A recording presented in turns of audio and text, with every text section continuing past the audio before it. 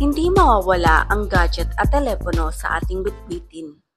Lumabas man ng bahay para maglibang o kahit loob lang ng tahanan.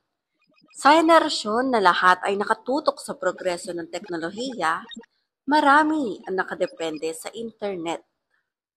Mahirap po, tutuusin. Kasi kung pwede sana yung mga bata magkaroon ng cellphone, makagamit ng mga gadgets, mas magiging open sila sa ganun magagamit nila. Mas makikita nila, pwede palang matuto sila na yun yung gagamitin. Opo. Kakayanin kaya ng isang millennial na lumaki sa social media ang magpatuloy sa buhay na malayo sa internet connection? Para personal na malaman ang sagot, lumakad si Mav Gonzalez mula Maynila hanggang Barangay Kabayunan, isang natatanging bayan na malayo ang koneksyon sa social media. Pagdating pa lang ay diskonektado na agad ang signal. Kailangan pa na umakyat ng puno at tumutong sa mataas na lugar para sumagap ng signal.